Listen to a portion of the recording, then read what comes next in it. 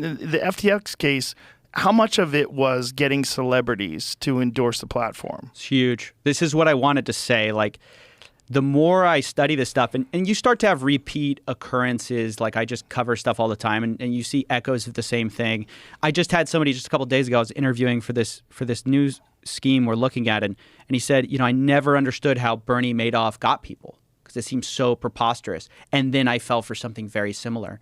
And what I notice with all of these things, the thread is you believe, it's kind of too good to be true, but the social proof is overwhelming. And it overwhelms your kind of like alarm bells. So the social proof is a combination of things. So first of all, it's this guy who drives a Toyota. So you go like, well, why does he need to scam me if he's driving a Toyota, right? Then it's like, which Sam Bankman-Fried did. Then it's like, okay, Tom Brady backs him. Well, Tom Brady's got to have some guys who are looking into this. And then it's like, well, BlackRock backed him. Well, BlackRock definitely has some guys who looked into it. Right. It's Sequoia Capital. They said he was...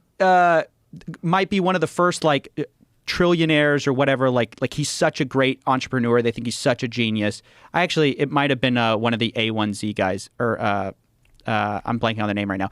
But A1Z? What is that? No. I'm sorry. I'm blanking on. It's this famous.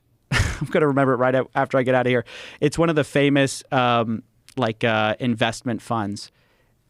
They invested in a bunch of NFT projects. Mark Andreessen, I think, is the guy who runs it.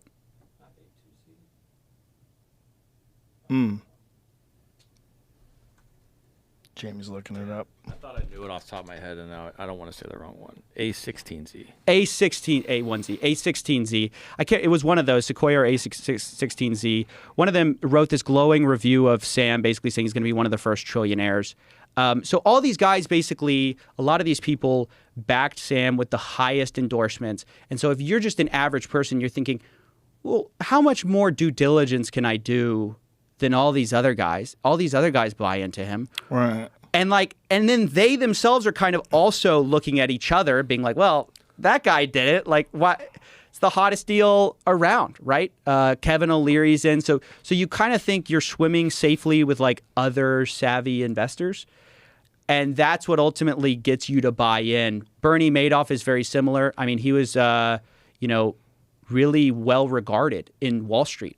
So when people invested with him, they knew the returns were insane, but it wasn't like he was some random fly-by-night guy. He was well respected in the Wall Street space. People thought he might take over the SEC after the current person had stepped down. They thought he was going to take it over. Whoa. He's one of the leaders at the NASDAQ. I mean, he was one of the go-to guys. And so you thought, well, I invest with Bernie, I can't lose. It's almost, betting on the house. The house always wins, right?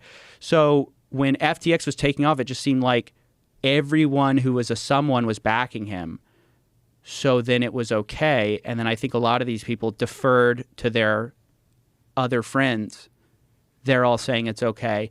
Let me put money in. And it's just a huge case study that just because other people fall for something doesn't mean you're safe. You have to do, I hate to say do your own research because that's such an overused scammy phrase. It's actually such a phrase that, it's almost useless. Chemtrails. Let me say this. If it's too good to be true, if they're offering market returns that you want to believe in, you go, man, I want to believe this is real. Don't invest. That's a bad idea. People were calling bullshit, though. Just like they were calling, there was a few people that were wary that were calling bullshit on Bernie Madoff, and there was a few people that were standing out and saying none of this makes sense. Right. And who were those people? So there were a few people. There was a Matt Levine interview with Sam Bankman-Fried. He didn't call him a fraud outright, but he's like, hey, it seems like you're in the Ponzi business, and business is good. Whoa. And what did he say to that? He's like, well, think of it like a box. And, you tell a bunch of investors, hey, if you put money in this box, we can get some money out. We can give you this yield. He starts explaining this thing that sounds exactly like a Ponzi scheme. And so ultimately, Matt Levine's like, yeah, this doesn't really make a lot of sense. But again, it stopped short of this is a fraud because, no one knew. There's a bunch of backing. So I made a video at the time being like, this crypto CEO just describes a Ponzi scheme. And that video has aged so well because it's people are like, Oh, it was all true.